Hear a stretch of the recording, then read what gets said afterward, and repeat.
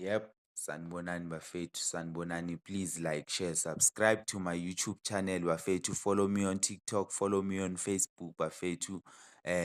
Lana we speak nothing but facts. Azange ngizoncenga ama-feelings weBhari, azange ngizoncenga ama-feelings weClever lana.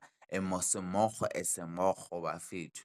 Yeah, namhlanje sizokhuluma ngale ndaba yaka-Hugo Bruce bafethu. As ama-fans we-Kaizer Chiefs nama-fans we-Sundowns bafethu, ama-fans weSkhukhune United, ama-fans Orbit United, ama-fans in general, let's support Mr. Hugo Bruce bafethu. They are trying to bully uMadala. They are trying to bully umuntu oyenze something ehlula ama-South African coaches for the past 25 years, in which is to qualify for i-AFCON twice in a row and a World Cup on top of that. Danko. Bafethu, there was a time uHugo Bruce athi ama-player we-Kaizer Chiefs awekho fit enough to play for iBafana Bafana yakhe. Bathini abantu? Lo Madala ukhuluma iciniso, lo Madala akakhoni uku-sugarcoat-a, he's an honest man. Fine. Sathi why ungabizi uGrobler ubiza ama-player we-Pirates?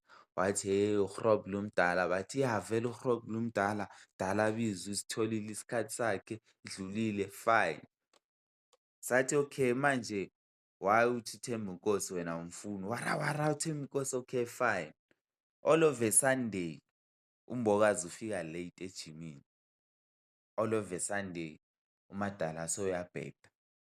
Umuntu oright uMbokazi. Asisebenziseni i-common sense bafethu.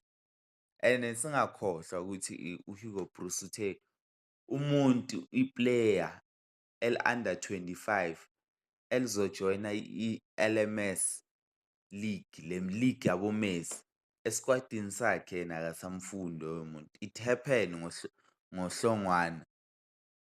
Kunalentwana bathi uHlongwane beyi-strike idlala lapha ku-LMS nayo.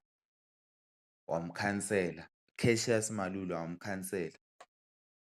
Between uMbokazi noHugo Bruce ukhona ongayi ku-World Cup. Between uMbokazi noHugo Bruce ukhona ongeke aze ayidlale i-World Cup. Danko.